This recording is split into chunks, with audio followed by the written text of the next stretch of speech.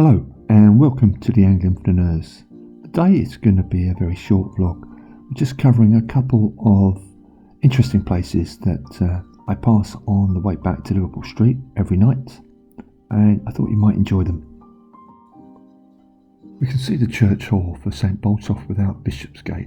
The church is next door. Now I'm going to try and go into the church next week and look inside and film that and give you a little bit more on the history of this church.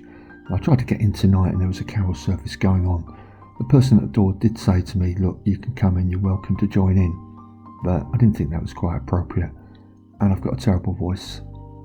For some reason I'm speaking very quietly and reverentially tonight. It must be because of the atmosphere around this church.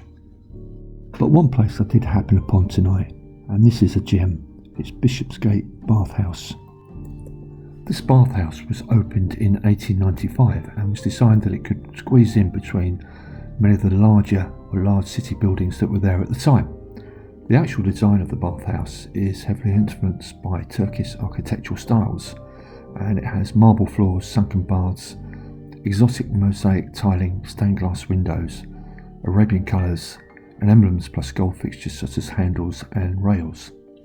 The bathhouse here became very popular with Victorian city gentlemen, but women were banned.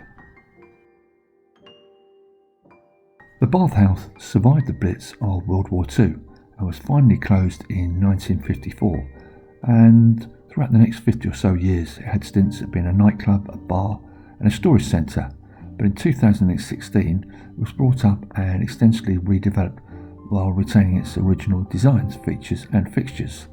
And this is the place that you can visit today for private events. I'll go into a little bit more about that in a few moments. I've just dropped in a picture of the bathhouse in daylight.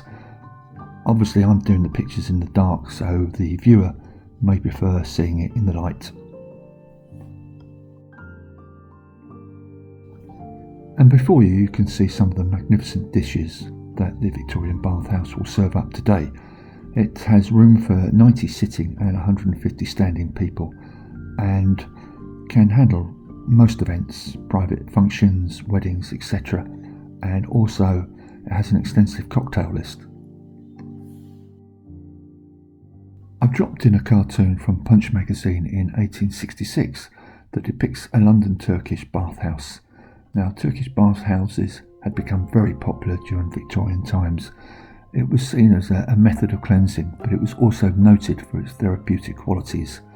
And this was at a time when many sectors of the population did not have access to bathing and bathing facilities.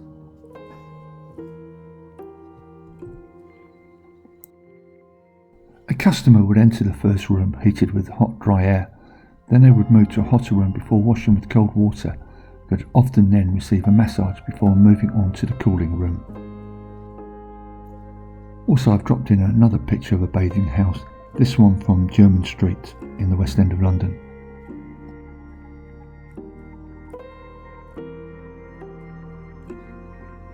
As is my style these days, I've dropped in some arty-farty shots of London plane trees and London high-rise offices. Against the backdrop of a cold December evening. I think the Heron building looks particularly stunning.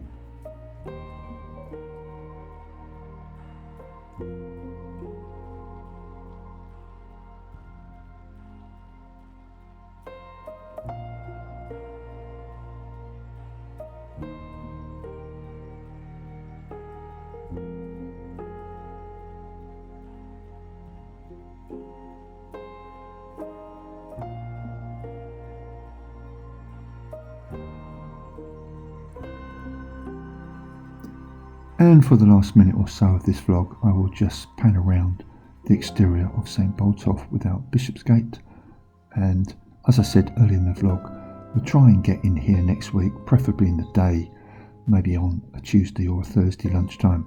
There will probably be another carol service going on, but let's hope we can show you the inside because it's really well worth a visit.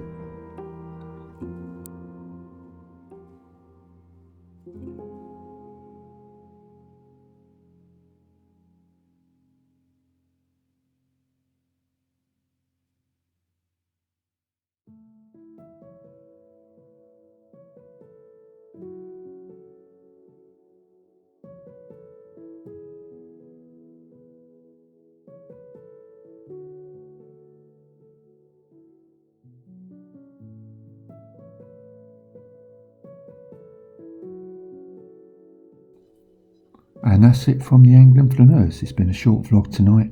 We'll just end with showing you some shots up and down Bishopsgate.